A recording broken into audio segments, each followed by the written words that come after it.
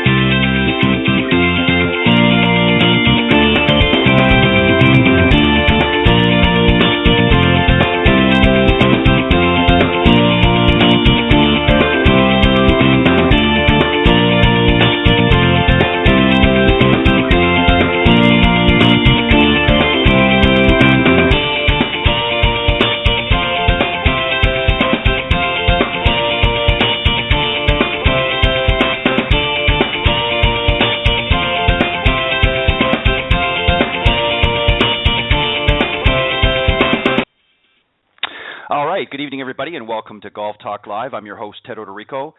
Thank you for joining this October 30th of 2014. We got one more day, and we're going to be in the eve of Halloween, which for those of you that are a little young out there still and partake in that, I'm sure you're all getting excited, especially you little kids out there that are partaking in a little Halloween fun. And it's been quite a few years since I've done that, but always like to see the little ones come to the door. So I'm looking forward to that from a different perspective. But thanks for joining me tonight on Golf Talk Live. Of course, we're live every Thursday evening at 6 p.m. Central Standard Time until 8 p.m.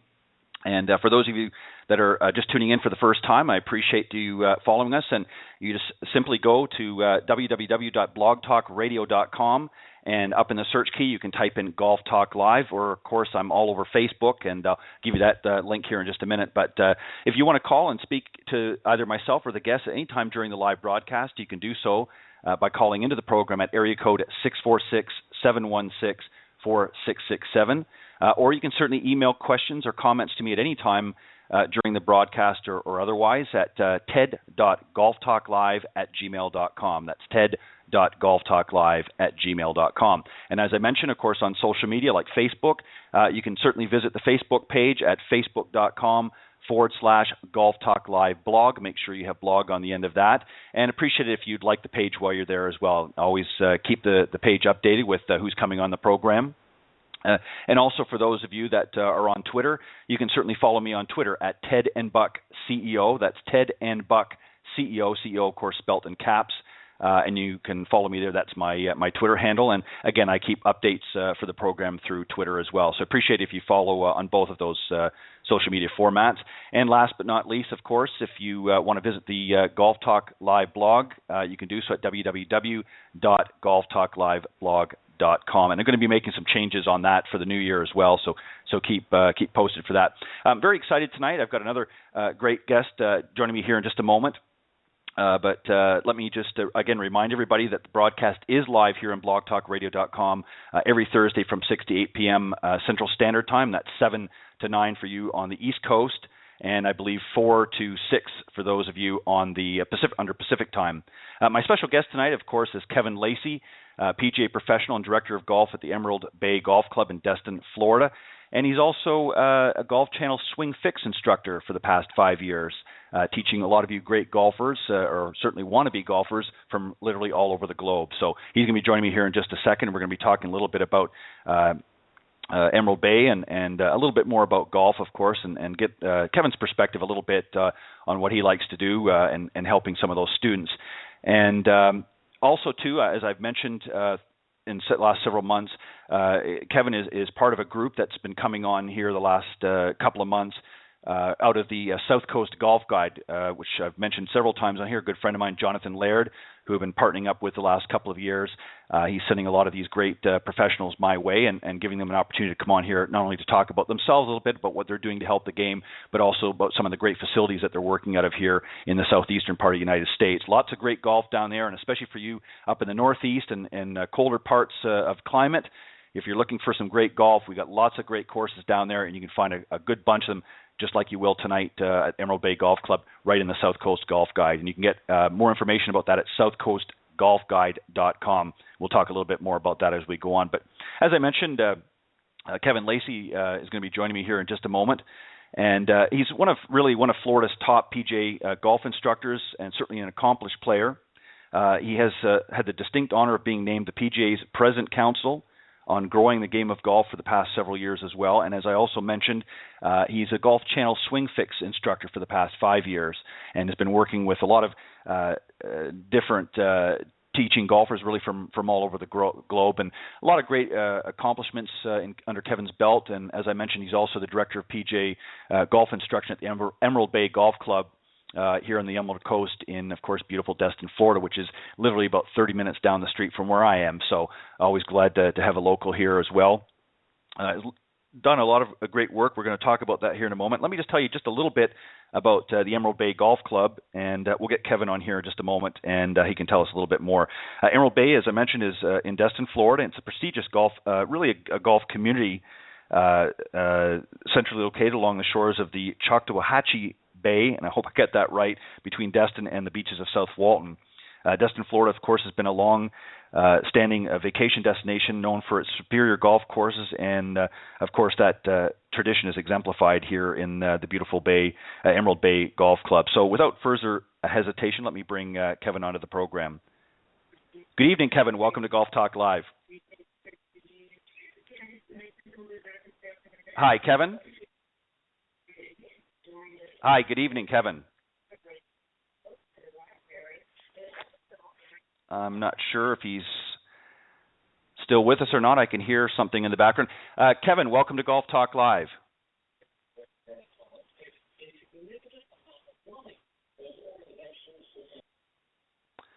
Well, I'm going to try and see if we can get Kevin to call back into the program. I'm not sure what happened here, so just bear with us for a moment here.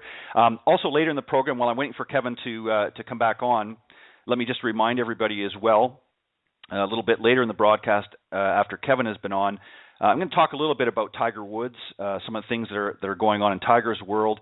For example, I put 3 questions out there tonight that I want to sort of hopefully get a response on. And one is, what is the current state of golf without Tiger sort of leading the charge?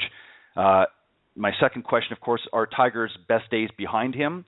And what would happen to the golfing world if Tiger Woods was to leave the game tomorrow? Those questions we're going to answer and more. But I want you to hold that thought until, of course, after we talk with Kevin. And I'm going to read out an article that I read that was really posted back through golf.com earlier in this year, just following the Masters.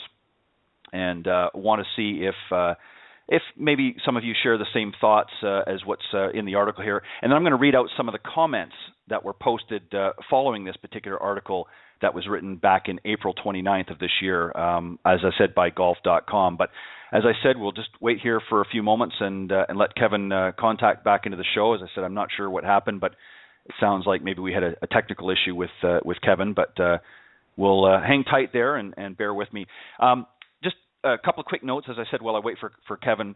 Those of you that are following the program on a regular basis, of course, we had our Coach's Corner segments that we were doing pretty much through the spring and the summer.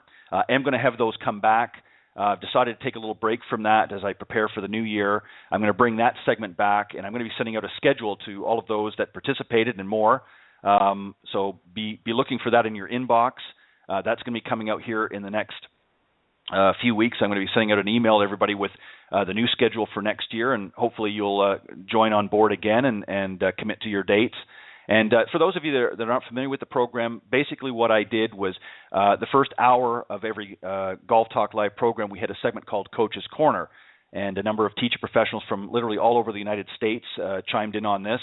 And essentially what we did is we fielded some questions from some of our listeners. Most of them, of course, were email. And we try to help some of those struggling golfers out there with their golf game. And it was a lot of fun, and a lot of the professionals that joined in on the segment have thoroughly enjoyed it. Got lots of great feedback, and certainly lots of great feedback from some of the other participants that happened. But so we're going to be bringing that back in the new year, and probably going to take a little bit of break here as we come up to closer to the holiday. Obviously, we're not going to broadcast the week of Thanksgiving. We're going to respect the traditions here, and everybody's going to be partaking, I'm sure, in lots of great food. So.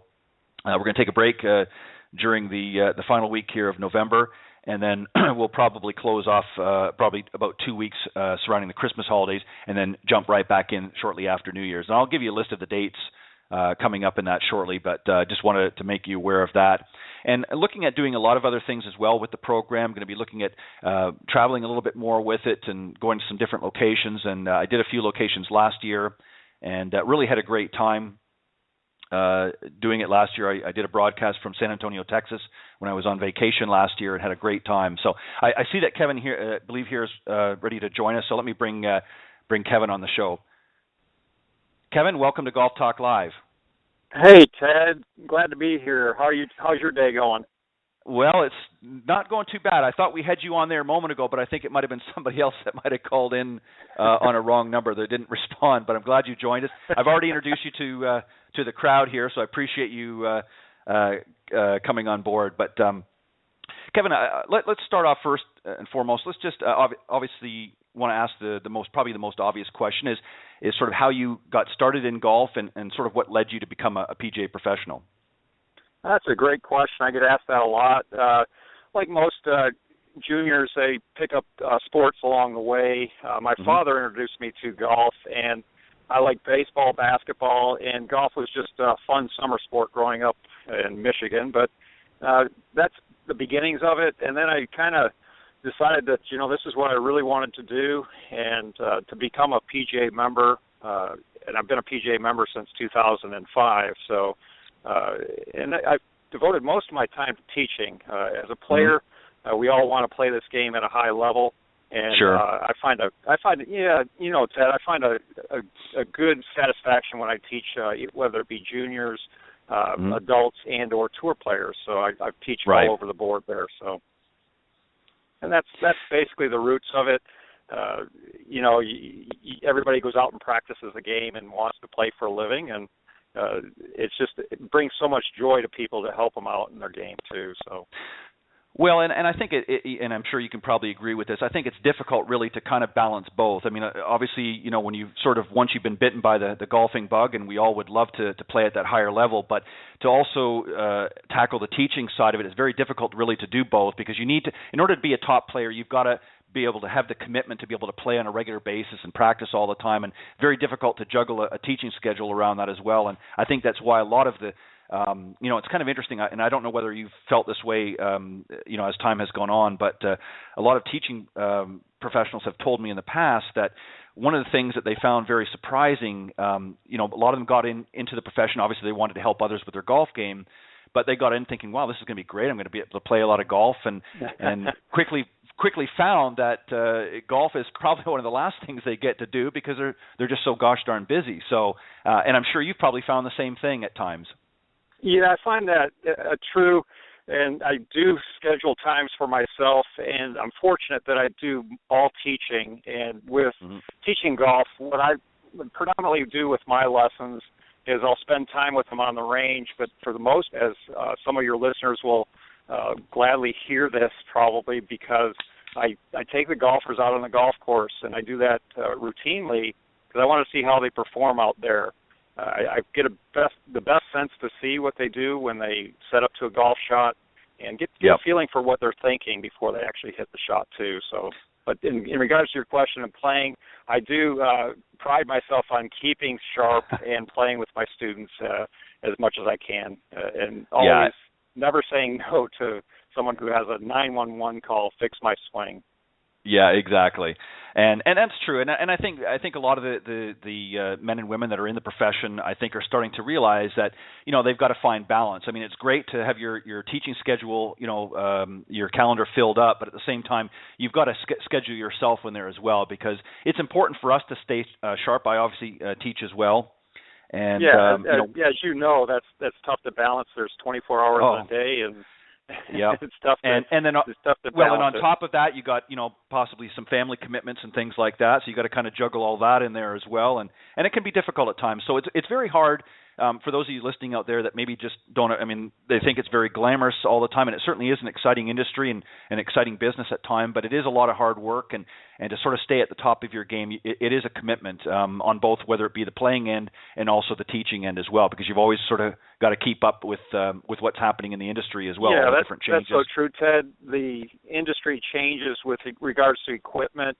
I'm the director of instruction at Edwin Watts, so I see all the new equipment come in, and the teaching practices. There's philosophies. There's all sorts of things. You'll get phone calls. I'll get phone calls with a new teaching method. Have you seen that? Can you teach it to me? So I pride myself on not teaching a model swing. I'll take the golfer as they are, and we work with their skills and develop it that way. Well, and I think that's the smart thing, and I think a lot of them are starting to realize that. One of the dangers, I think, that and it happens really with any profession. I'm sure it's the golf industry is certainly not immune from this, but I think what ends up happening is if you gravitate. It's certainly great, for instance, if you found something that works for you, but it may not necessarily work for all of your students. So you have to take, as you said, the student, as they are, and sort of work with them. And if that particular swing philosophy that you maybe favor will work effectively with that student, then that's great. But if it's not, then we have to be careful that we don't try to push our own, theories and agendas just because it might work for our own game on that particular individual. Yeah, you're exactly spot on with that comment, Ted. The golfer they watch golf on TV. They want to learn, can you teach me how to swing like their favorite player? I get a lot of folks that'll say, hey, I want to swing like Fred Couples. When their tempo's not the same. And don't we all? Have to, we all have to. But the big point there is to make sure that you meet their goals. So I sit down with the students and I'll ask them, what are your goals and where do we want to go with your game? And I challenge them to not just set their goals that are very reachable. I challenge them to surpass their goals as well as we get more into their golf game. As I'm fortunate here at Emerald Bay in Destin, Florida, I get to see all sorts of golfers from every age bracket, and I also have tour players that I coach. So it's kind of fun to see the developments along the line, and from lesson to lesson, as you know, you have to change gears. You may have a very beginner golfer, and then you'll have an advanced golfer, so you have to put that hat on as well. Yeah, it's kind of like, and I know this is probably an unfair analogy, but it's kind of like trying to have an adult conversation with a 2-year-old on one hand, and then at the same time to switch gears back to the adult conversation. And I don't mean that, and obviously the listeners know I'm kidding, but essentially that analogy is sort of correct. I mean, you have to. When you're working with a beginner, it's really you're kind of speaking a different language because there's a lot of things that you can't get into because they're just not going to understand. They're fairly new to the game perhaps, and they don't really understand some of the language and some of the lingo that goes on, and they don't always, they're sort of looking at you with a deer in headlight. And right, they're looking for guidance from you as the professional, the knowledge that you have to help them through a issue, whether it be the golfer, as long as I've been teaching and you've been teaching, there's a lot of issues. Usually consistency comes up. I want to be more consistent. And I've yet to have a golfer, I don't know about you, Ted, but I've yet to have a golfer come to me and say, I hit it too far. So, we're working in those parameters daily to help them, reach their goals. Right. Yeah, I have to admit I've never heard that one either. It's always used as the opposite. If it's not going in a direction they don't want, it's usually not far enough. And obviously down here in the southeast, especially this time of year, you're getting a lot of the snowbirds coming down here, and that's a big one for them as they want to, how do you get a little extra distance? And the other thing too is, and again, it's not meant to be a criticism, but there is a lot of certainly great information out there, but there's a lot of misinformation as well sometimes that happens. Everybody, again, sometimes gets a little bit too overzealous with their own agenda, and a lot of times the golfers get confused. And I think that's part of the problem in today's sort of mix of things. I think the golfers I have agree. become so confused. The interpretation, I think, a lot of times when a golfer, one of my golfers will read an article and say, can you make me do this? But they don't have the whole article. They have bits and pieces of it, and we have to piece it together to make it make sense for them, if it even does make sense. So, there's some misguidance out there as well, but your qualified PGA professional that does it for a living like you and I do, we can sift through and find out the answers for each golfer. Exactly. Now, Kevin, I know you also are a Golf Channel Swing Fix instructor, and you've been doing that for the last several years. Tell us a little bit about what you do, how you're working with the Golf Channel, and some of the things that you're doing there. Oh, absolutely. It's a fantastic program. Michael Breed on Golf Channel has his show on Monday nights, and the Golf Fix. And they developed a program 5 years ago to have online teaching. And what it is, it's a fantastic program because as I got into the program, I didn't realize that Golf Channel or know that they were worldwide. When it started to kick off, what happens is a golfer they can film themselves in their backyard, at their golf course on the range. I've had people film themselves in the parking lot. I've had different just to send it in and say, help me. So it's a great program, and what we do there for Golf Channel, we turn around in 24 hours. We give them a really good golf lesson with some drills to work on, and hit their issues right on, so they don't have to wait on it. It's been a lot of fun working with that program. Like I said, I've taught just about in every country from golfers all over the world. So I learned a lot from their cultures and some of the language that they use as well when we converse back and forth. Well, and I think if you sort of break it down, I think most of the golfers, regardless of what where they're coming from, I think essentially want the same things. They obviously want to be able to hit it more consistently, and they want to obviously get that extra distance when they can. But ultimately, we all want to score better. That's the purpose of playing golf. But most importantly, we want to have fun while we're doing it. And if we're not having fun, then it's very easy for somebody to become sort of not disgruntled, but certainly disillusioned, if you will, and tends to drop out. Yeah. And that's what we have to remember as instructors, that we have to make sure that above anything else, we have to make sure that the students are having fun and enjoying it. The fun's the big part, and when you teach and I teach, the thing that I look for is I wish I would have had a psychology degree to some extent, because when we're on the range trying to help that golfer that has hit the wall with whatever issue they may have, and you have to talk them through it. And I pride myself in doing that to help them have more fun and realize that it is golf and that it is fun, so that their next shot is always going to be better than the last one. So you keep that moving forward. Exactly. Kevin, I'm just going to ask you a little bit, too, obviously, about Emerald Bay. That was one of the other reasons I wanted to have you on the program tonight. But just to the listeners out there, just a quick note for any of you that are tuning in and you want to, at any time during our conversation here, you want to give a call into the program, you can certainly do so by calling area code 646-716-4667. That's 646-716-4667. Certainly love to hear from you, and you're welcome to call in at any time during the broadcast.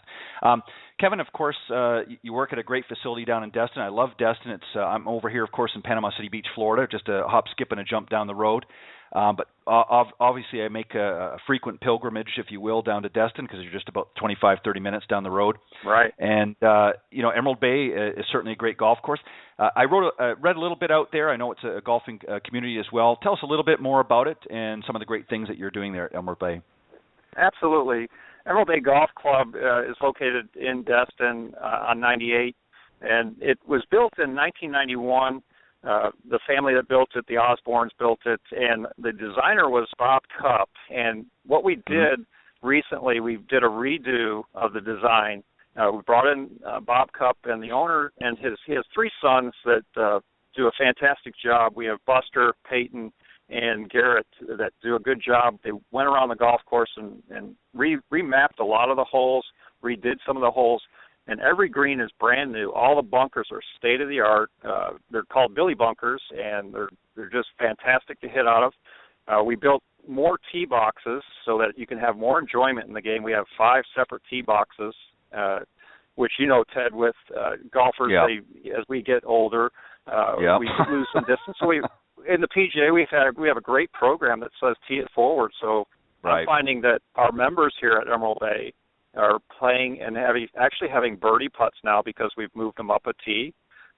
So played here recently. If all the audience is listening, please come out and see us. It's fantastic. It's the best course in the area. I've been here for 16 years in Destin, and it's the best course in Destin right now.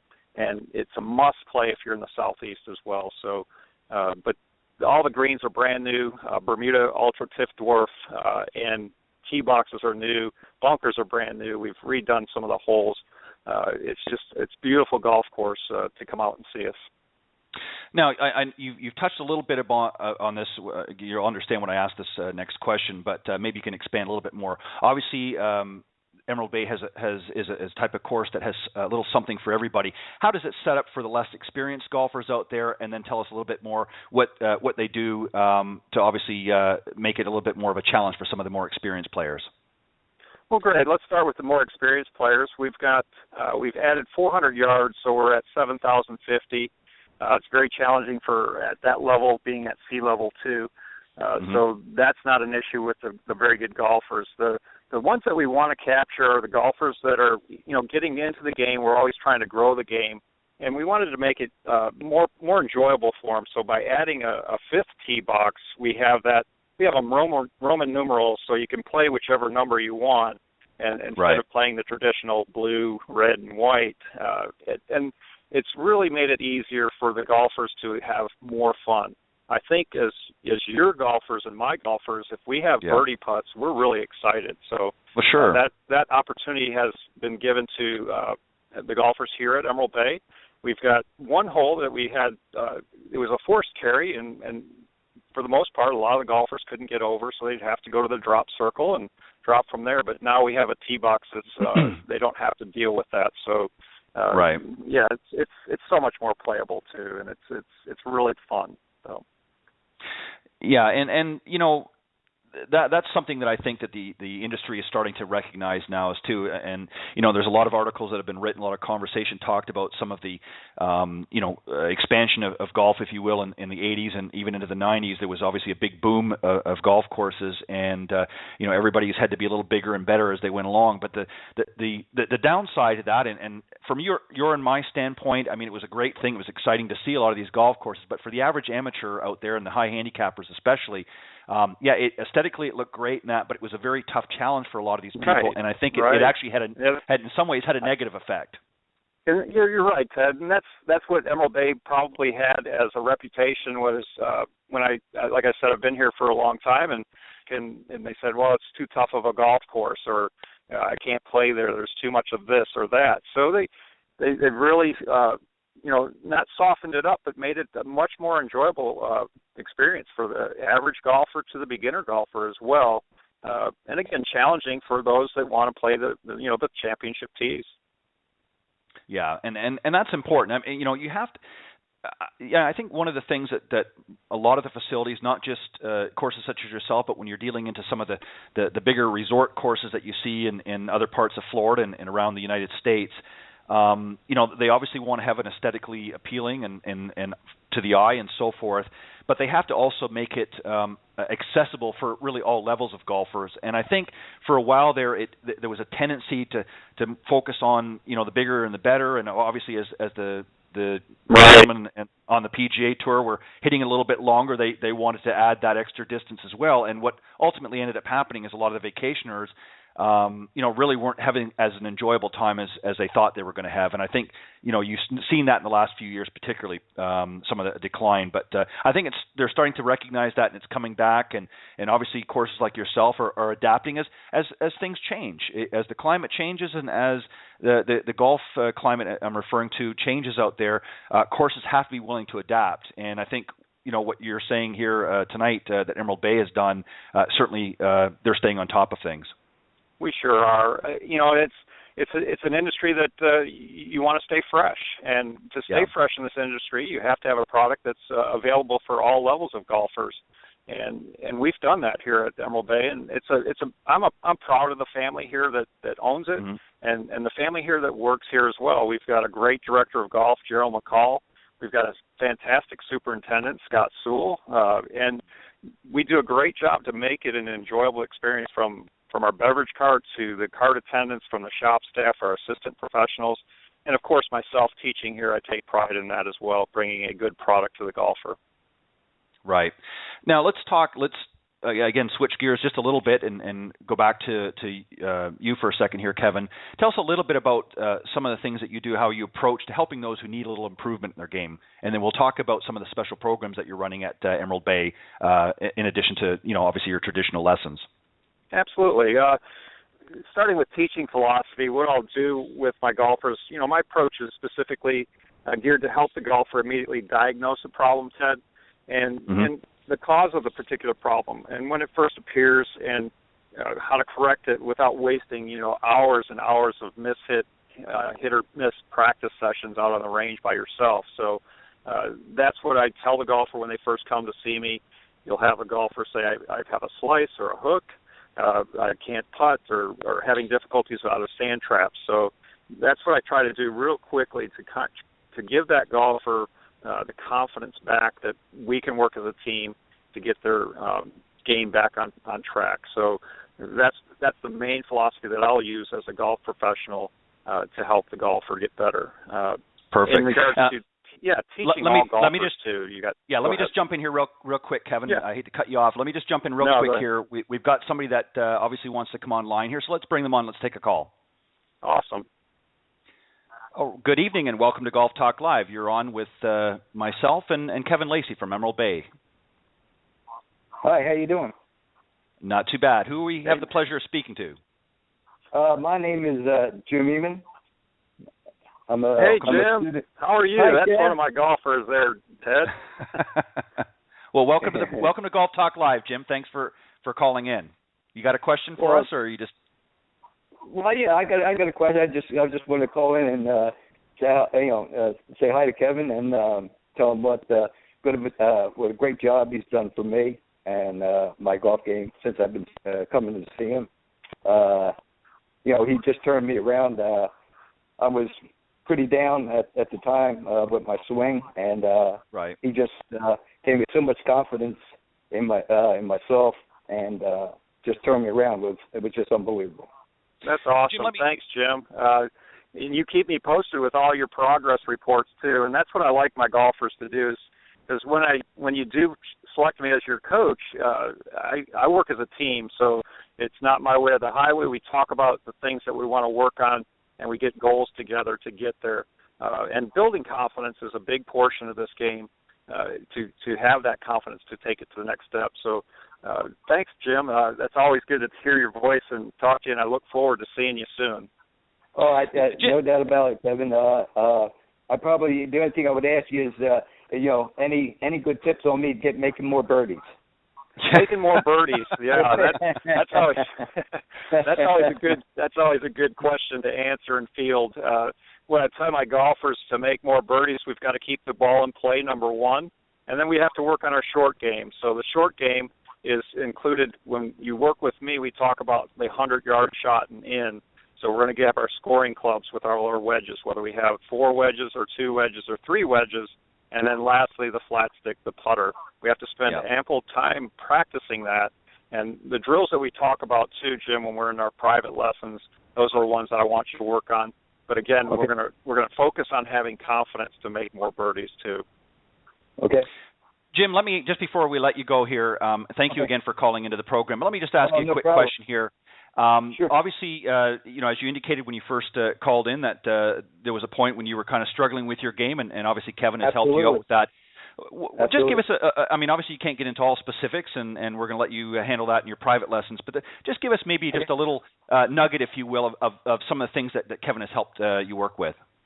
Oh, like I said, it's so much. He's more, he's like I was listening to earlier about wish he had a sports psychologist degree, and he's so good doing that.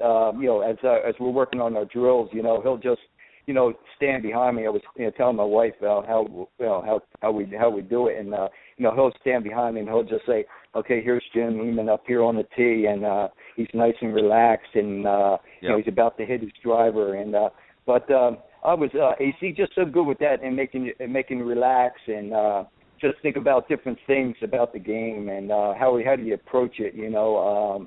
But he, like I said, I was struggling so much with my game. It's just like one morning, and you guys know, you know, I just woke up one morning and my swing was completely gone. Like when I first told Kevin, like I got up one morning, went down to the range, and I just, you know, my swing was completely gone. And I kept trying over and over, and different things that I, you know, learned by seeing a PGA Professional before, you know, things he said to me, and I just couldn't get it. So finally, I just couldn't do it no more myself. So I finally, you know, got hooked up with Kevin, and you know, we talked with, like he says, with his students. He finds out what's going on with your swing, and you know, I told him what was happening, and so you know, he gave me just a bunch of drills, different drills. What I'm impressed with, Jim, too, just to interrupt real quick, is that Ted doesn't know, but we worked really hard, and there was frustration levels involved there. And what I'm most impressed with is Jim's turned it around.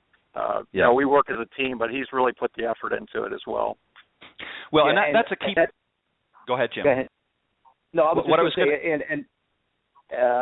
was just going to say that, you know, that was the key thing, like he says, you know, about putting the work in, and you know, the drills that Kevin gave me, you know, just hand and eye coordination drills. No really at first, no big full swings. You know, just little tempo swings. You know, like he told me about. I think it was who was it? I think it was Ben Hogan, Kevin, with the glass with the circle in it. Don't break the plane of glass. Chad, we had to get Jim's swing on plane. He was over the top. So as some of your listeners are listening, the over the top moves, no fun to have. And to eradicate it, it takes some time. And like I said, Jim's put the effort and time in to get that job done. Well, and that's exactly what I was going to say. You know, what I was going to add to it, Jim, was this. You know, it regardless of who you're working with and you know, the number of lessons and so forth, the key thing that I think the students, and this is what I try to instill with my students, is whatever information we're giving you, they're simply tools. And what you do with those tools is going to dictate whether or not you're successful. So the fact that you're willing to put in that hard work and willing to put in the time and effort to work on this, because it's not going to happen overnight. And anybody that fills you with that illusion is not being truthful. And it sounds to me the relationship that you developed here with Kevin is exactly what I'm trying to say here, is that, you know, he's going to give you the tools, if you will, and then it's up to you to build that ideal swing for you. And every person, of course, is different, as we talked about earlier in the program, but you have to be willing to put that time and effort in. And unfortunately, there's a lot of men and women out there that sometimes feel that they can just go for the lesson, and then, you know, 2 weeks or so when they come back for the next one without doing any work in between, feel that they're going to suddenly have this, what they've been working on that day 2 weeks ago is going to be there miraculously the next time, and that's not the case. And so it's glad, you know what I mean? Yes, you're absolutely right. Without putting the time in, like I said, I had lessons with other PGA professionals up in. I come from Wisconsin, and the PGA professionals I worked up there with for a while, they said the same thing. You know, you know, whatever we're working on today, you got to go to the range and work on these drills or work on whatever we're doing. He says, but, you know, don't think that, you know, if you don't go out and put the effort in and put the work in, and the next time you come and see me, you know, say to me, well, okay, well, you know, this isn't working. Well, you know, I didn't put the time in. But like I said, with Kevin, that's awesome, Jim. Keep up the good work. I think that's just, you know, the tip of the iceberg for you to get you back into the game to a level of play that you were used to, and it's enjoyable to hear that, to see the progress that you guys are making when I put the work in and you guys put the work in. Right, absolutely. And like I says, I've seen, you know, like I says, I've been out playing, quite a few times now, you know, and I've seen the improvement every time I went out. And like I said, I text Kevin like a week ago or so, and prior like, coming to see Kevin, I was just so down. Like I said, I actually stopped playing and just going to the range, Yeah. And I finally, like I said before I came to see Kevin, before I had this trouble with my swing plane and swing path. Before I was always maybe shooting like in the middle 80s to high 80s. If my bad rounds was like in the low 90s, and next thing you know, right. all of a sudden I was shooting up in the hundreds and stuff like that. Yep. But the other day I went out and I shot an 88, and so excellent. I mean that. Yeah.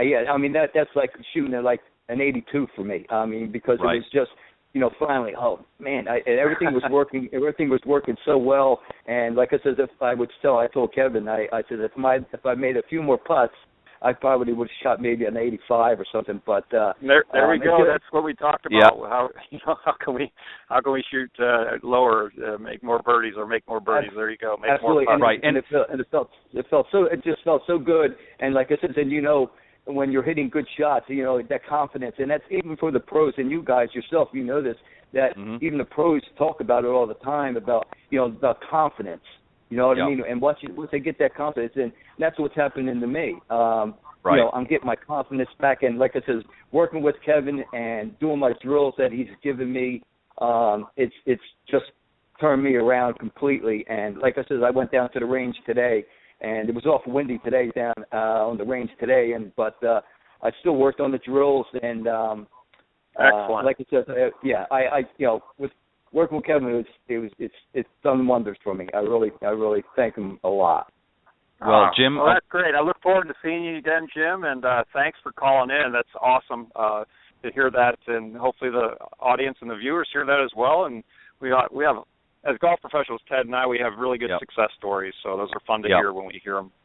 Yeah, exactly. And the key thing is, Jim, is no matter what, go out and have fun, enjoy the game, and as long as you do that confidence will stay there. You're going to have some good days and you're going to have some bad days. That's always going to happen. Even the best professionals, even the top professionals have a bad day. That's certainly not something that we all know what's been happening this past year or so with Tiger Woods. So we know that even he has bad days, but. You just keep continue to work with Kevin and keep that positive attitude, and thank you very much for calling in and sharing that with us tonight. Anytime. Thanks you guys a lot. Thanks. We'll see you soon. Thanks, Jeff. All right. I'll be talking to you. All right. You take care. All right. Bye-bye. Bye-bye. Okay, well that was a great call. There you go. Yeah, I love that. I like when people share that, and that's one of the things that I don't know if you had heard me earlier, Kevin, when I was waiting for you to call in. One of the things that I started doing earlier this year in the program was a segment called Coach's Corner.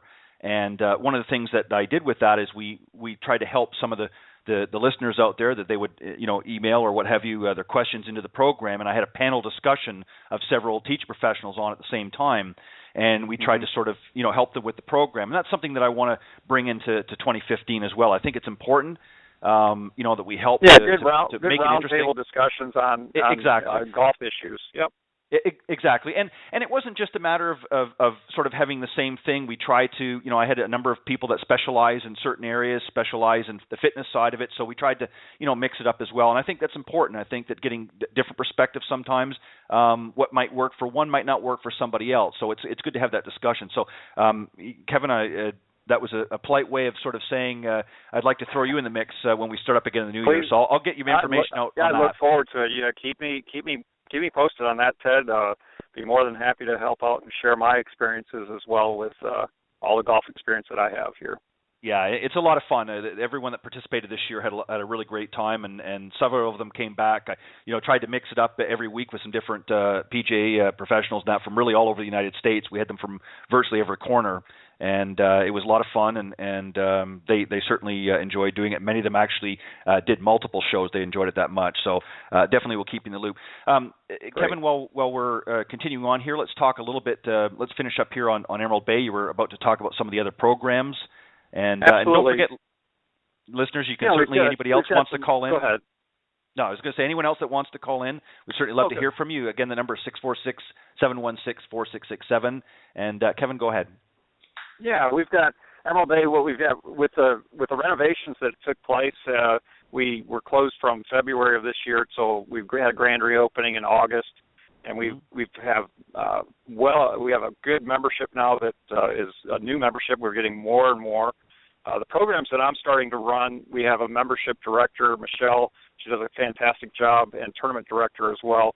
We're starting to do ladies clinics, finding that that's been one of the niches that I'm pretty good at with the ladies and helping them with their game.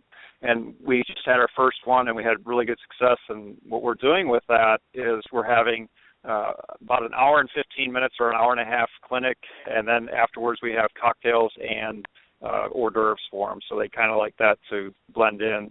And we've had really good feedback, and they're already asking when's the next one. So we already have it on the books. We're going to have one at least once a month, if not twice. The other programs that I run here at Emerald Bay, private lessons with juniors, adults as well, in all skill levels. So don't be intimidated. I heard Ted say about the intimidation factor that sometimes on his previous programs with John Hughes from the North Florida section, that sometimes the golfers are intimidated by coming to a golf professional to expose themselves. So those are some of the programs that I run, but I pride myself on private lessons on the golf course as well as on the range, so that I get a well-rounded feeling of what you're doing. And Ted, you've probably had this too with the guys and gals saying that, I play good on the range, but when I take it to the course, I fall apart. So that's called trying to bring your range game to the golf course, and that sometimes is a challenge for a lot of golfers. That's interesting that you mentioned, about John. John said something very, very interesting actually the other week when he was on the program, and he talked about really one of the things that he likes to ask a lot of his new students, and that is, number one, why they play golf. Right. What's their purpose? What, are they looking to, if it's a junior golfer that's maybe has aspirations of not necessarily making it on the tour one day, but maybe playing on some sort of a professional level, or even just on a collegiate level. And also part of his philosophy is he wants to ensure that his students are having fun. So those are really two key areas that I think that we have to make sure that we remember every time, especially when we're working with new students, to make sure that we emphasize that as number one, why are they playing golf? What's brought them to the game, and what are their goals? What are they looking to do? Because a lot of times we, as I touched on earlier, we don't want to, if somebody just wants to go out and maybe play once in a while in a corporate event or something, may not necessarily want to go through the whole gamut of teaching, and they just want to kind of have a fine-tuning session, if you will. So we have to make sure that we understand. Lessons. Yeah, you have too, Ted.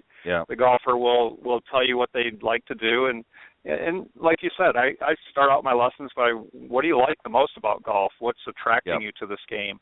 And you get a lot of different answers. You get the competitive answer. You get I like to be outside. I like the social aspect of it. I like the fact that, and what I'll end up telling everybody that I coach is that it's a life sport. You can play well into your 80s and even 90s. So there's not many baseball players or football players playing that sport. Or tennis for that matter. Or tennis, yeah. We get the tennis players, don't we? So, excuse me. But yeah, that's the type of things that I'll do with my golfers, and again, to make it fun for them and keep it interesting, instead of a golfer coming to a lesson once a week and going, we're going to do the same thing. So, and it's difficult to try to spice it up a little bit. But by taking them on the golf course, and that's what my pride and specialty is to have them see golf shots instead of just on the range all the time. And your student Jim there had mentioned something too, touched on actually a couple of times. He referred to the confidence, and that also is really sort of falls under the mental side of things. I think, and again, I use Tiger as a good example. Tiger has always had a very strong mental game, and certainly he has the physical prowess. But in recent years, his mental side has I think suffered a little bit, and I think that's really what sort of had him in a bit of a downturn here of late. And obviously he's had some physical issues as well going on. Of course, you can't negate those, but that's a big factor as well that I think a lot of times gets overlooked. And as Jim pointed out, it would be great if you were a sports psychologist that was standing behind him and able to sort of help him out, and that's important too. Yeah, I have to give a little credit to. I do work with a sports psychologist, Dr. Joseph Parent, out in California. And he's written books, Zen Golf, Zen Putting, How to Make Every Putt. So if something sounds really smart coming out of my mouth with regards to the mental aspect of the game, it's probably through Doc Joe Parent. But it does help, and I think as you teach longer into this game and you come across the golfers that have issues with their mental portion of the game, you get better at it because you know how to help them weave through those issues.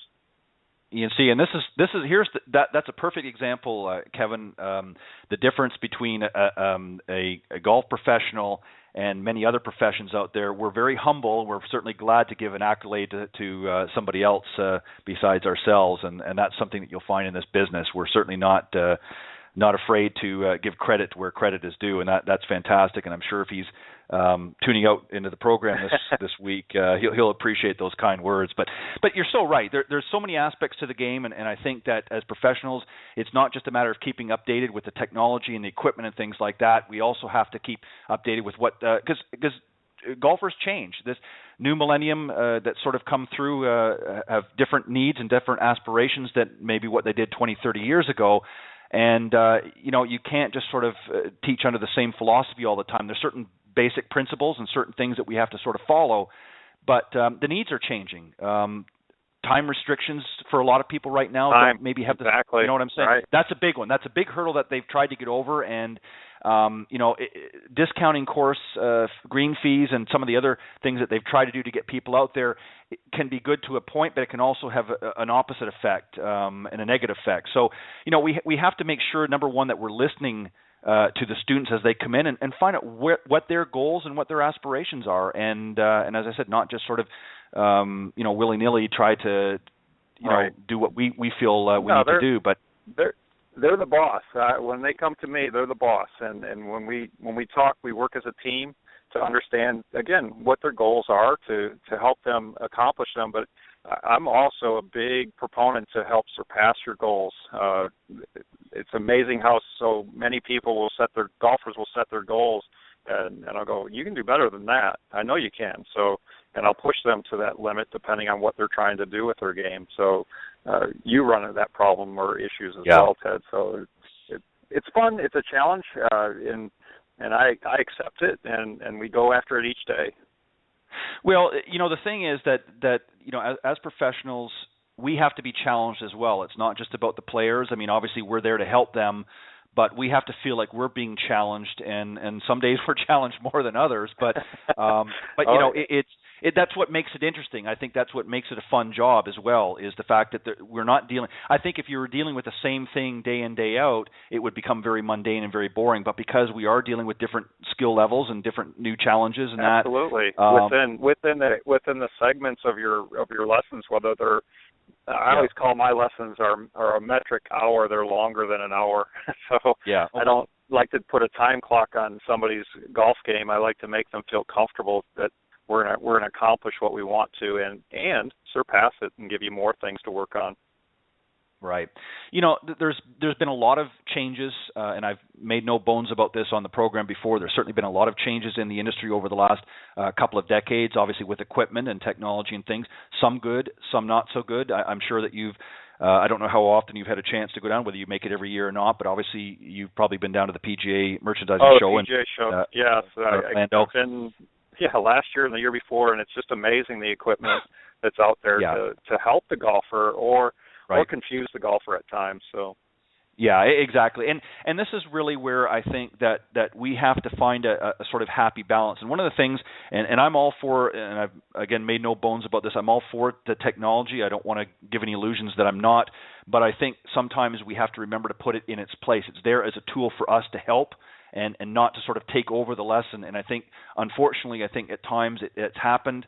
And as I've always said to some of the others that have been on the program, we have to keep mindful of the fact that at any time the power could go out or the batteries could die, so that equipment may not be there. So we need to make sure that we have we have our own backup system, if you will. And I think, unfortunately, and I've seen this many times in some of the different chat groups, whether it be on Facebook and other social media, where there's some very heated and heavy discussions about technology. And I think one of the things that we have to be careful of is that we don't lose the integrity of our profession through technology. Correct. And that's the golfers that take lessons from me. I use video sparingly to show a visual. If they want to be numbers oriented, I can take them up to Edwin Watts and put them on the launch monitor, and we can dazzle them with all the numbers and say this is going to work for you, and I can work both ways that way. My preference is to be more human, and let's figure this out as the game has progressed. But the swings really and the scores are almost all the same. So it's a fun time to be in the game, and it's also you have to, like you said, keep on top of things too. One, there's really two markets that are really sort of emerging with really leaps and bounds in many ways. There's still a long ways to go, and you touched on one earlier a little bit, but obviously the junior programs are very important to keep going, but also the ladies. There's a lot of women that are sort of still sitting on the fence. Some have sort of dipped in and recognize the values both as a fun and entertainment aspect, but also as a business opportunity to incorporate golf into their business life. So there's a lot of opportunities. It's a very huge market that's really untapped in many ways. And that's one of the things that I'm trying to do. I also host, in addition to this, another program on Tuesday mornings with LPGA Professional Cindy Miller. And it's geared for the women of golf, and it's to really help the ladies out there. It's even though ladies have played for many years, it's still, in comparison to the men's side of it, it's still an untapped market. So a lot of work to do there. I don't know if you've noticed it too, Ted, over the years. In the last few years, I've had more and more women coming into golf and taking lessons, which is great to see that development. And the juniors, always trying to keep them involved in the game as well as a challenge, because there are so many other opportunities out there to play different sports or do different activities. Right. Exactly. Kevin, I think we've got somebody else here on the line, so let me bring them in and join the conversation. Good evening and welcome to Golf Talk Live. You're on here with Kevin Lacey and myself. Welcome to Golf Talk Live. Thank you. I have been taking lessons from Kevin for about 3 years now, and so I just wanted to chime in and kind of let everybody know what a fantastic teacher and some of the big improvements I've made, and especially some of the things mentally he's done for me. So, hey, who is this? Yes, Steve Jenkins. How you doing? Hey, Steve. How are you? Doing well. I mean, it was great. I'm in D.C. right now on business, so I haven't got to see Kevin for a while. But good. So our TED shows all over the place. That's great, where we can listen and keep in touch. Yeah. Steve, sorry, go ahead, Steve. Yeah. No, I was just going to say, one of the really positive things that Kevin did for me, one of our last lessons we've had a while back, was he got me to think positive about my shots. And so I was getting down on myself after each shot. So he would go in and he put this little kind of three-part together that, did you hit the ball the way you wanted to? Was the trajectory right? Did it go in the right direction type thing, so that even if I hit a bad shot, I could find positive things out of it, which then turned around and made me have a good time playing golf. So that was something that's really worked well. Well, let me pass that on. Well, and that's fantastic. Hold on with us for just a moment or two here, Steve. Let me just share something with you, Steve, that I've learned over the years. I've played, I hate to say this, but I've said it many times on the air. I'm 50 years old this year, so I've been around for a little bit. I played golf since I was actually earlier than 7 years of age, but I played for a long time, taught golf for a number of years as well. And one of the things that I've learned, and something that I've seen in the last several years, is everybody's sort of in pursuit for that picture-perfect swing. And a lot of people negate the mental side, as I was just mentioning a few minutes ago. And what you just sort of shared with us here, Steve, is something that's very important, is sort of reinforcing that positive mental approach. Because what ends up happening with a lot of golfers, and if you look at some of the golfers of old, like, say, Lee Trevino, who certainly by today's standards would not be considered to have a great-looking swing, but certainly had a very effective swing and was able to score and win many tournaments. But he mentally had an ability to see himself through difficult shots. They all have bad shots. Even the best players in the world have bad shots. But they're able to let them go and move on to the next shot, and they don't dwell and focus. And that's something that I think a lot of amateurs really particularly struggle with. And that's great that Kevin is helping you with that, because that to me is the physical side is something that is actually easier, I think, to teach than the mental side. I agree. And hey, Steve, keep up the good work too.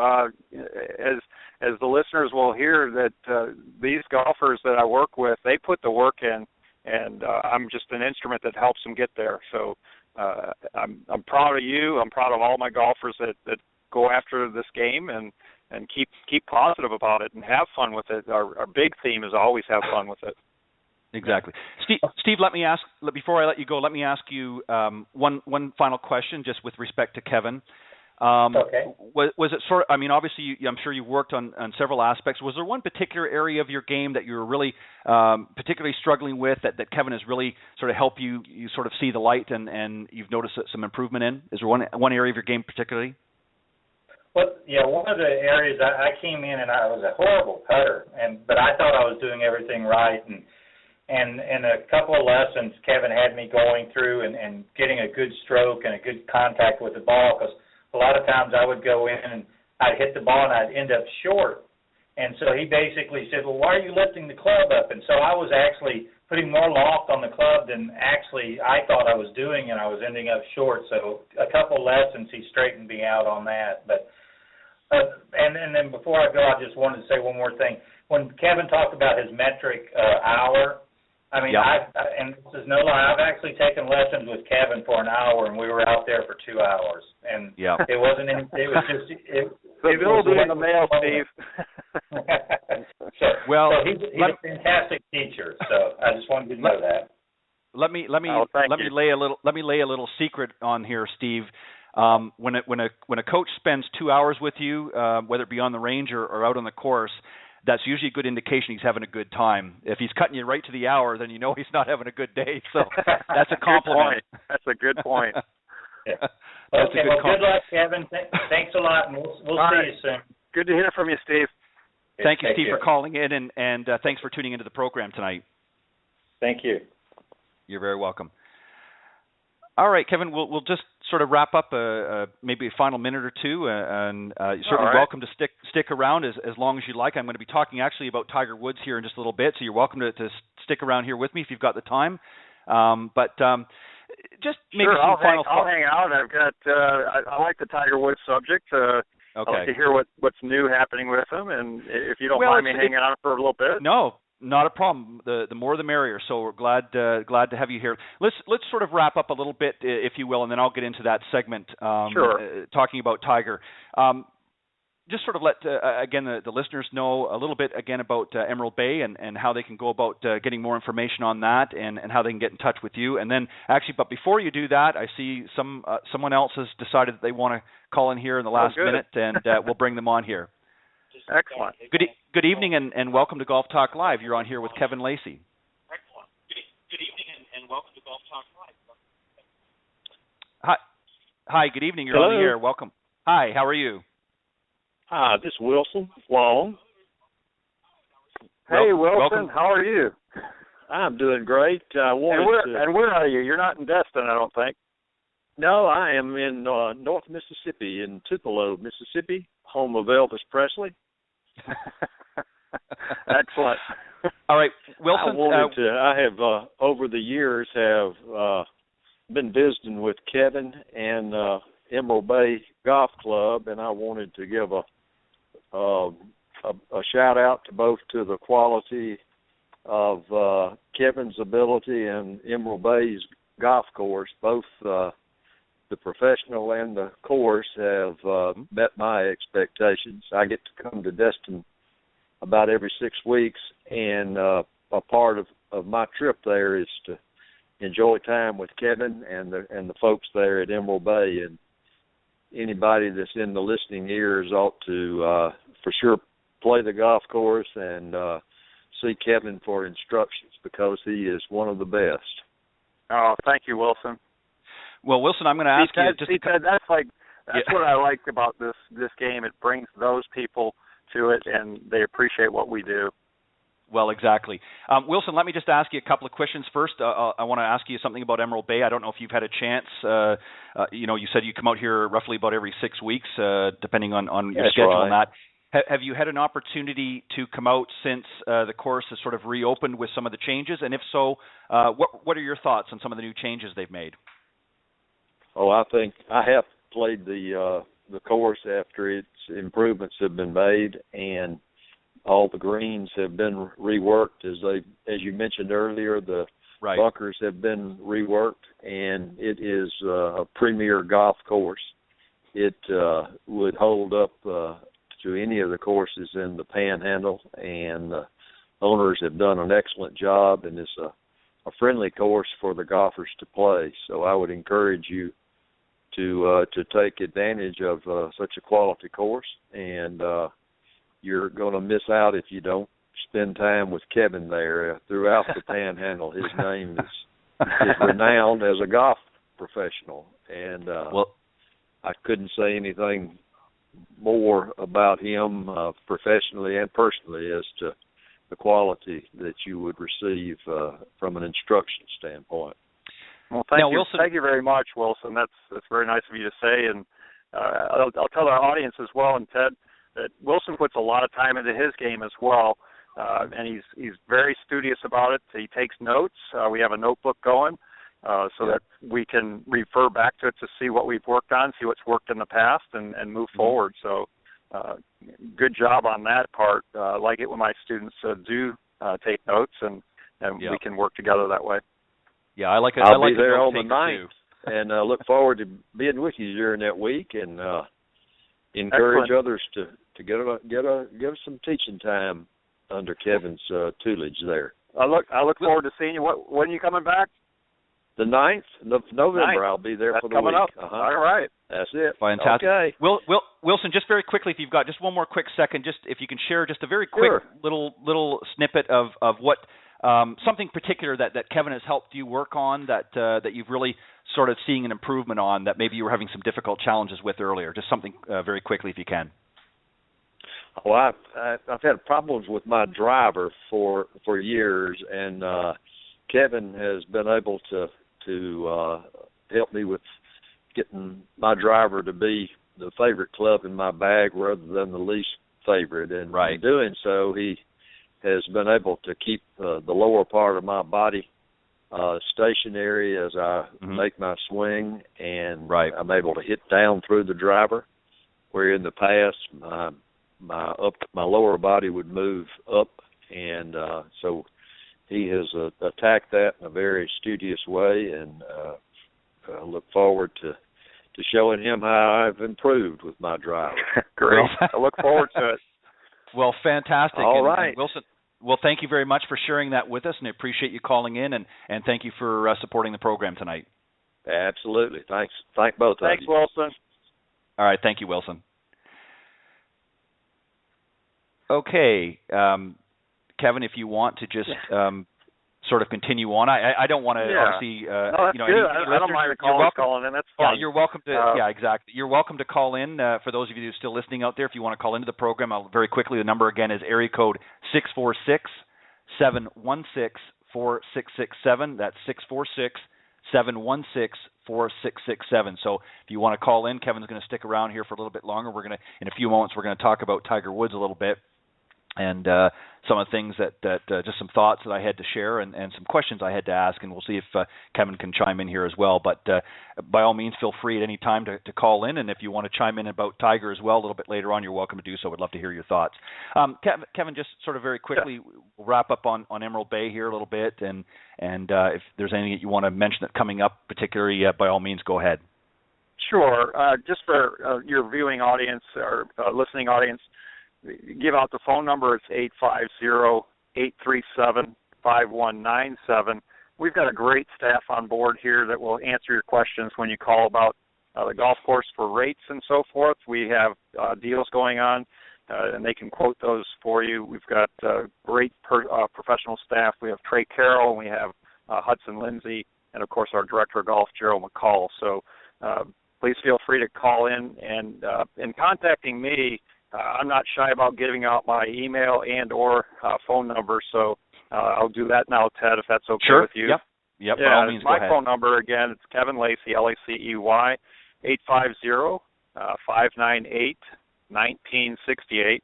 And if you get my voicemail, it means I'm probably teaching, so leave a message and I'll call you back. So, and then my email is klacey, LACEY72@yahoo.com. So please feel free to contact me, and if you have any questions about golf. And I do lessons over the phone, in person, and through Golf Channel Swing Fix. So, but those are my final thoughts with regards to what I do, Ted.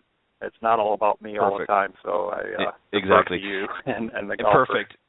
Perfect. And just one last thing very quickly. For those of you that like to do a little web surfing, you can also visit the Emerald Bay Golf Club website. It's emeraldbaygolfclub.com. Make sure that you go and visit there. And again, you can get in touch with Kevin and talk a little golf. And hopefully he'll be able to, which I'm sure he will. From what I've heard this evening, he'll be able to help you with your game out there. I wanted to talk about Tiger Woods. Let's shift gears here, Kevin, while we got the last segment of the program here. I want to talk about Tiger. A little bit what's gone on earlier in the year. There was an interesting article that I came across the other day, and you may be familiar with it or not. It was written, the source was, of course, golf.com, and it was posted back on April 29th of this year. And the headline really kind of caught my eye, and it says, "The coming Tiger crash, Woods' absence spells trouble for the golf industry." And it was written by Josh Sens, sort of give him his credit. And I'll read the article here in just a moment, and then I have a couple of questions really that I sort of came up with that I thought really sort of epitomize what's been going on. But let me read the article here first. Josh starts out, how much is that Tiger in the window? Of course, trying to be funny. The one with the bristly disposition and the bulky back. Let's call it $15 billion. According to one estimate, that's the price we might ultimately pay if Woods remains removed from the competition. Now, this, of course, article was written just to bring everybody up to speed, was certainly written after the Masters tournament, and a lot of the inference in this article is going to refer to around that time. So I know it sounds a little dated, but there's some points in here I want to make. You knew the signs weren't great earlier this month, referring again to April, when ticket prices for the Masters fell after the injured one announced that he'd missed the event for the first time in his professional career.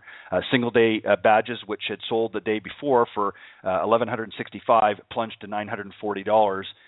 What he indicates here, a drop of about 20%. Small potatoes, right? But then came the tournament itself, which drew a paltry 7.8 in the TV ratings, the lowest since Phil Mickelson's 2004 win on Easter Sunday. Sure, there were a number of contributing factors: Phil missing the cut, a lack of back nine drama, balmy weather across the eastern seaboard that was coming off a brutal stretch of winter. Still, no one doubted the strongest force at play. Even with the absence, Tiger was the elephant in our living rooms. The Masters, of course, is a different sort of beast with just really 3 sponsors and only 4 minutes of commercial every hour, Kevin, which we know is one of the nice things that we enjoy watching about the Masters, is not bombarded every 2 seconds with commercials. Sure. One year of skimpy ratings certainly does little, if any, financial damage to the broadcast network, of course, referring to CBS or Augusta National itself. The advertising deals, of course, were done well before the tournament, says Neil Pilson, former president of CBS Sports and founder of Pilson Communications, a consulting firm specializing in sports, television, media, and marketing. What's more, Pilson points out, sponsors see the Masters as a prestige buy, not a ratings buy. They're playing for association with tournament golf's most prestigious brand. In that regard, Pilson says Tiger's no-show doesn't really make any difference at all. But the first year's major has come and gone, of course, and at that time, world number one remains a spectator who he's bound to miss probably at that time the U.S. Open. What if he lingers, on the sidelines, was one of the questions he posed. And really, there's a little bit more that goes on here. I'm not going to get into everything here, but the general point really that I wanted to make is, and there's really 3 questions, and we'll sort of break them down here. The first one is what really is the current state of golf without Tiger sort of leading the charge? Are Tiger's best days behind him? Many people have referred to that. And what would happen to golf if Tiger left the game tomorrow? The first one, I think, is what the current state. I want to actually, let me go back here really quickly, Kevin, because I want to read something. Right. There was a comment that followed. I copied some of the comments down after the article. And this gentleman here wrote April 30th of this year. He says, I used to love to watch the PGA Tour and never missed a minute of the Masters and the U.S. Open.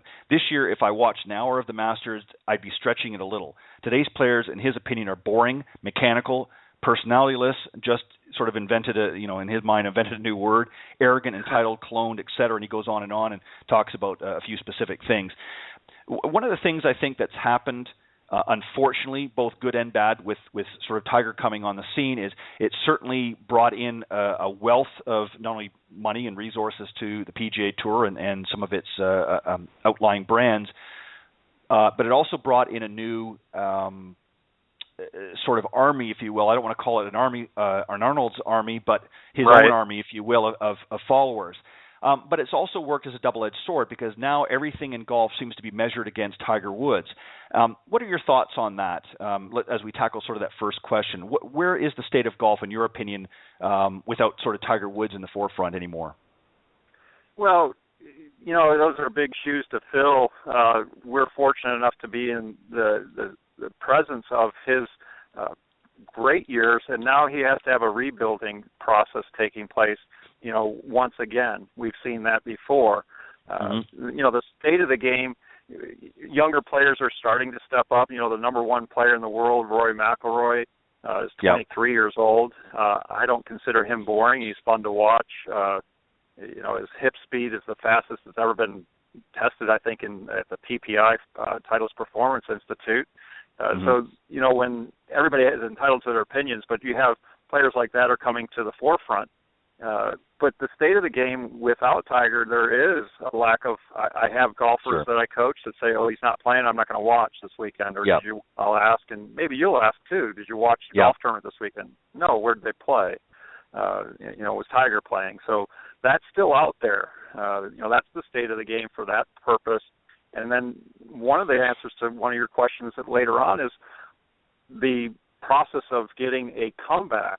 The United States, we're all for comebacks. We love comebacks. So I think that's what we're going to be anticipating as he makes his return back to golf. And he's a competitor, and he wants to come back, and he's told us he's coming back, and it'll be on his time this time. So and that'll be fun to watch. So the state of the game is without Tiger, there's it needs a Tiger, and we also need some new players to step forward to have that excitement level be brought back into our living room.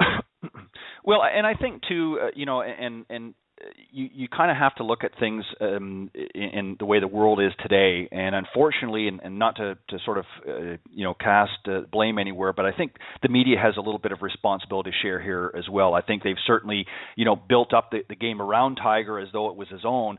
And I think what's happened is it's kind of like a deflated tire now. You're driving this car down the highway and your tire's deflated, and you're trying to get it inflated again in order to be able to move on, and it's just for some reason there's a slow leak and it's just not being patched.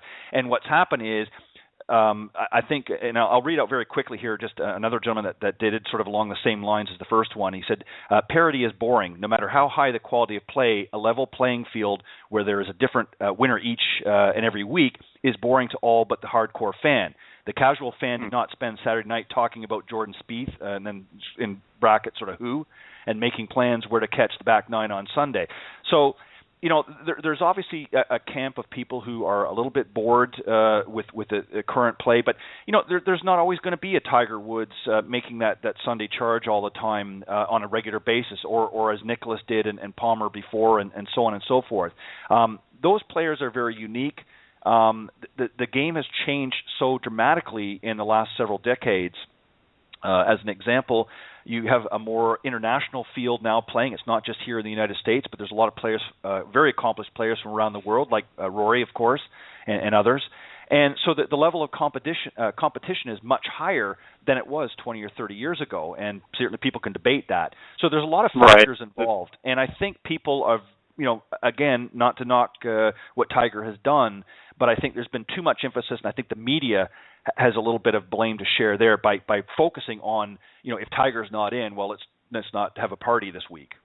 I agree with that point of view too, because the media will say that even if he's back, they're still saying that the intimidation factor is not there anymore that he used to have, and with any professional athlete that's played at that high of a level, it's hard to sustain that level, whatever sport it is. So when Tiger does come back, there's going to be some excitement because he'll come back.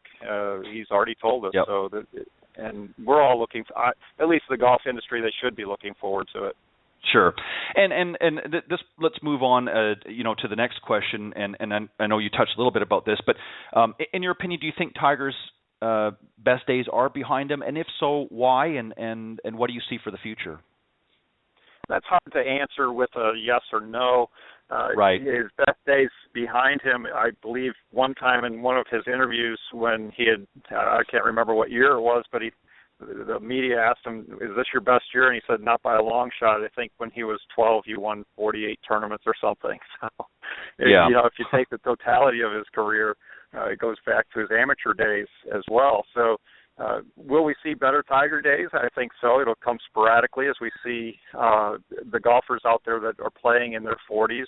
We have the Jim Furyk, we have Phil Mickelson, and you have on the Champions Tour as well, the players that are playing really well. So, will we see better days with Tiger? That's obviously up to him. He's up for the challenge. Let's see if his game and body can withstand some of the challenges from the younger players as well. Yeah, exactly. And I sort of, agree with you as well. I think that obviously, he's certainly got plenty of great golf ahead, and Lord willing that his back gets fully recovered come the new year, and he's obviously had some other issues still with his knee and whatnot, but those are things that are going to creep in as Tiger, of course, gets older. We all feel the aches and pains, unfortunately. That's just part of life and part of the aging process. But Tiger has been very forthcoming in the past in saying that he doesn't necessarily foresee himself playing golf at this level for the rest of his life. Anyways, he has other ambitions and other things. Golf. There was a certain I don't want to use the word agenda, but a certain goal, if you will, that he had. He wanted to come in and do what he had set in his mind for a goal, and then he wanted to do other things. He wanted to use that, and his father talked about that, Earl, for a number of years early on when Tiger first came on the tour, that really Tiger is not just about winning golf tournaments and things like that. That's really a vessel, if you will, that he is using for a much bigger part of his life journey. And so I think that the fans have to sort of wrap their mind around that, and just as they did with Nicklaus. I mean, Nicklaus came to a point, he decided it was time to retire and sort of from certain aspects of competitive golf. And but the world didn't come to an end. It didn't and sort of stand still. And I think people just have to understand that certainly want Tiger to come back, but again, it's going to be on his time and have his own free will. Right, and he will. It'll be a good day when people see him come back, and the expectations will be high. He'll be measured against his standards. He will also be measured against what he says to the media, and go from there. And there'll be people that will align with him, and people that will not. Just like in any sport, they have their favorites. Sure. And the sad part of it is there's always going to be something that's going to come out of his mouth in an interview that most people will get and understand, and I don't mean that in a negative way, but there's always somebody that's going to put their own spin on it, when he will say, well, I wasn't putting that well today, and or I wasn't playing at my best or my A game, and then suddenly the media headlines are, well, are we experiencing the next Tiger slump? And right. So I mean, I understand sure. they're selling their papers and their blogs and whatever, but it's just something that I think that as an audience we should look at it as feeling very blessed to have, whether he stopped tomorrow, and that's going to be my last question here on Tiger, is what would happen if to golf Tiger left the game tomorrow? If Tiger Woods had an interview tomorrow and said, you know what, I've changed my mind, I'm not going to be playing in the 2015 schedule, I'm doing other things, what would happen to golf? Well, like in any sport, golf in particular, the greats have left the game. The interesting thing about our sport is that you can stay in the game for quite a long time and play at a high level. Other games, when an athlete says they're retiring and they're at the ripe age of 34 or 35, everybody goes, well, he's so young. But golf, we can keep moving forward. So if Tiger decided that that's the end of it and he's going to work with his Tiger Woods Foundation, more people will be served by that. So the game will continue. We've had greats before. We'll have them in the future. So I look forward to the greats stepping up to the plate and taking that challenge on. There's starts of people doing that or golfers doing that, but like you said, Tiger's unique, and just as in any sport, you have Michael Jordan, LeBron James, exactly, and the football players that you talk about in any sport. So baseball as well. So if Tiger leaves the golf, golf will survive. They will miss him, but remember him because there's so much that has been captured throughout his career. Exactly, and I think that's the way you have to look at it. There's I just think there's far too many skeptics, out there in the golfing world, and I think what it is, a lot of people out there have tried to live sort of vicariously through Tiger Woods, and again, I'm throwing the media under the bus here. I think a lot of them, just it was exciting. It was sort of a high, if you will, to watch him play, and we've all enjoyed and celebrated in his wins, and sort of timed our fist pumps with his. But the truth of the matter is that at some point he is going to retire, and the golf industry, as you said, will survive, and it will certainly move on. And it's not going to come to a screeching halt like some people predict. And, I wanted to talk about that because, everybody sort of talks about, well, what's Tiger, he needs to fix this and needs to that. And everybody wants to chime in. And it's great to have an opinion, and it's great to have thoughts and input. Well, I'm sure your golfers have asked you, my golfers have asked me, what's wrong with Tiger. And we all have our own opinions about, swing fixes and philosophies about it. He's been around the game long enough. He'll figure it out whether he has a coach or not. Doesn't need tutelage. Right, and it goes back to really something that our first caller, Jim, pointed out, is confidence. I think really the biggest issue that Tiger faced in these recent years, and understandably so. I don't think anybody, unless you were from Pluto, doesn't realize what has gone on. But there had to been certainly a shatter to his ego and to his confidence with what had happened on. I mean, anybody that would have their personal life, go the way it did and have it in the forefront, especially, to the level it did, that's got to affect, you're not human otherwise. So, and his game really, not to, pardon the pun, but really went south for a while after that. And, it's only normal and natural that somebody is going to try to sort of reinvent the wheel to get it back in. And I think that's what initially he tried to do and had some success, but it really wasn't what he needed to do, I guess, at the point. And he will. You're right. He's a smart guy. He's been around. Right. He's played the game, since being a young toddler virtually, and he knows how to fix himself. It might need some more time, and hopefully, as I said, Lord willing, his back will be in tip-top shape for next year. But I believe he'll be back, and I think you will see plenty of great golf from Tiger Woods, and I think that he's going to go out on top.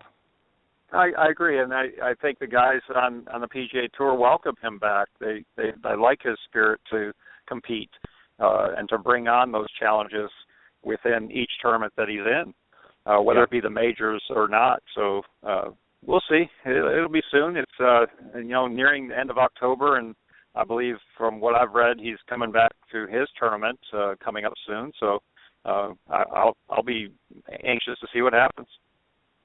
Yeah, I will as well, and whether he makes it back in time, which I'm sure he will, but whether he makes it in time back for next year's Master or not, really at this point is not relevant. I would rather see him, if need be, delay it if he's not feeling at his best, and come out when he's really feeling fresh and that. Because I'll be honest, the thing that bothers me the most really is not how he's performing in that, but it's just all of the rigmarole that sort of goes along with, as I said, with the media and that, if he's not playing to what they feel he should be playing at, and it just really is not good for the game.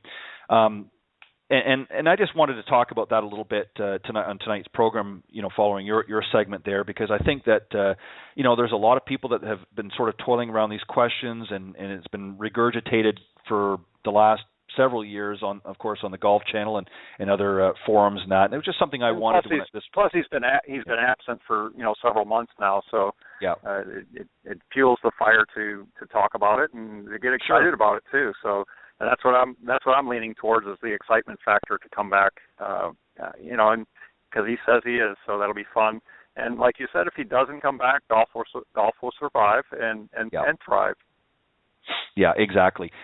Kevin, obviously, we all have memorable moments in golf, and why don't we just take the last moment or two here, if you will, and I'll let you share maybe a couple of some of the most memorable moments that you've had throughout your career as a professional, and that can be teaching, playing, whatever you want.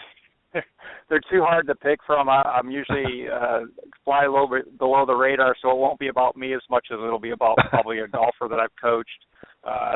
I have several juniors that I coach, and if they're listening, I sent out some information to listen in and follow your program as well, Ted. Right. There's too many to name, so I don't want to single out too many. They Sure. know who they are. Yep. If I miss one, then the other one I'll feel shy about or jilted about not mentioning it by name. But I find the most excitement and enjoyment from having a junior golfer and watching them develop now, from having them in middle school all the way through college or high school and through college, and if they do make it on the professional level. Those are my fond memories of golf that I'm giving back to a game that's been very good to me.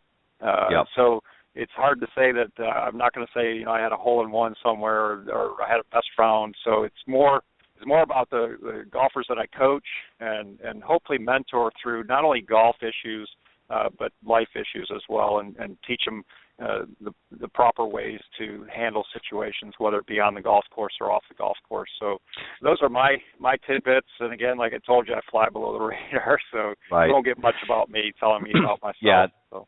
No, that's fine, and I appreciate you sharing that with me. And I'm kind of along the same lines as you. I enjoy, helping others when I can, and that's one of the reasons why I really wanted to bring this program to the forum that I did. Obviously I'm very active in some of the social media through the different groups and things like that, and there's always a myriad of discussions going on, and certainly enjoy the discussions. But one of the things that I've and again, I apologize to some of my regular listeners because I've said this many times, of course, on the program, to the point they're probably sick of me hearing me saying it. But I certainly love a lot of the formats out there. I certainly enjoy watching things on the Golf Channel and that. But they have their own unique perspective of things. They're looking at obviously focusing on the tours and things like that. And I'm not somebody that's I don't want to come on the program or have this program to talk about stats and who's going to be this and who's going to be that. I certainly want to discuss certain conversations like we did tonight about Tiger and that. But for me, it didn't make sense to bring another program out there just talk about the same thing that everybody else is. So what I try to do with this program, and I hope that you'll see sort of the forest for the trees, is I wanted to create a program, if you will, to bring professionals such as yourself and many others, as I said, from around the United States and abroad, onto a program and allow not only the listeners, but to allow them to share and exchange ideas by having this forum. And I know that in addition to many students out there like Steve and Wilson and for the other gentleman's name, Jim. We had Jim. Yeah. Jim as well. Tuning into the program. There's also a number of professionals. John Hughes, you mentioned earlier, tunes into the program fairly regularly and has actually been on and is going to help continue to do some other shows with me as well. So it's a great way to exchange, and a lot of times that information is difficult to do through a social media platform like Facebook or Twitter and things like that, because a lot of times you're limited to characters and the translation kind of gets lost. So I wanted to create a forum where we as professionals could come together and talk about some of the issues, but also help some people out there. And, we all have our own websites and blogs and things like that. But it was sort of an idea to bring it all together sort of under one channel, if you will, and say, hey, tune into Golf Talk Live, and we're going to have some great teaching professionals, lots of great theories, lots of great discussions, and bring it under sort of one umbrella, and then each can sort of go where they choose after that. But this was really the purpose of Golf Talk Live, and it's worked out very well so far, and we've enjoyed a lot of success with it. And as I mentioned to you both on and off the air, the audience really is global. We have people from all over the globe that tune into this program every week, and the audience is growing each and every week, and I appreciate those that you've reached out to, in the last few days, Kevin, in preparation for coming on the program. I hope they'll continue to listen. We're going to have more great people, and we're certainly going to have Kevin back anytime he wants to come in. But that's really what the format is. I appreciate that, Ted. It's the golfing community is a tight knit. Everybody that plays this game has the same struggles, believe it or not. Yep. No matter what level of play you are reaching. I'm asked a lot of times, are you ever nervous on the first tee? And I go, every time. And I'll tell them, you better find something different to do if you're not. So that excitement. But I appreciate the forum that you have. It's a great platform to launch ideas, to have a discussion regarding our great game called golf. So anytime. I appreciate it, and you can give me a call. I'll be on anytime. It'll be my pleasure. Well, I appreciate that, Kevin, and I certainly want to thank you for coming on the program tonight and sticking around and talking a little bit about our former number one player and probably soon going to come back in and be probably number one again, Tiger Woods. Always good to talk about him, and appreciate you coming on. And I want to give just one more sort of quick shout out to Mr. Jonathan Laird, of course, the owner and of South Coast Golf Guide, which is really sort of how we met.